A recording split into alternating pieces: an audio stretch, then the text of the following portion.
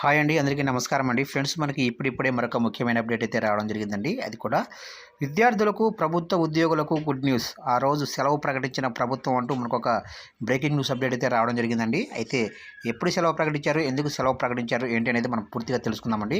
Video ఎక్కడ skip చేయకుండా చూడండి ఫ్రెండ్స్. అప్పుడే మనకు పూర్తి సమాచారం అయితే అందుతుంది. ఇక ముఖ్యంగా వీడియో నచ్చినట్లయితే లైక్ చేయండి ఫ్రెండ్స్. లైక్ చేయడం వల్ల మనకు తెలిసిన ఇన్ఫర్మేషన్ మరికొంతమందికి అయితే రీచ్ అయ్యే అవకాశం ఉంటుంది. ఇక లేట్ చేయకుండా వివరాలకు తెలిపోదాము.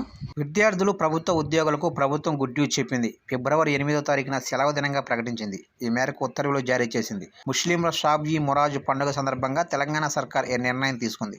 ప్రభుత్వం రిలీజ్ చేసిన క్యాలెండర్లో ఫిబ్రవరి 8న షాబ్-ఈ మురాజ్కి సెలవు ప్రకటించింది. అయితే ఇది సాధారణ సెలవు కాకుండా ఐచ్ఛిక సెలవుగా పేర్కొన్నారు.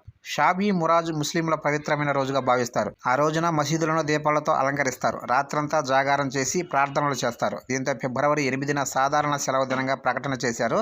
ఆ రోజున అన్ని విద్యా సంస్థలతో పాటు ప్రభుత్వ కార్యాలయాలకు సెలవు దినంగా ప్రకటించారు.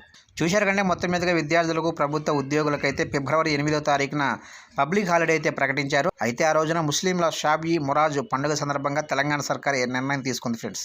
చూశారు కంటే అప్డేట్ నచ్చినట్లయితే లైక్ చేయండి. ఇలాంటి ముఖ్యమైన అప్డేట్స్ కోసం ఇప్పుడే మన ఛానల్ని సబ్స్క్రైబ్ అయితే చేసి ఫాలో చేయండి ఫ్రెండ్స్.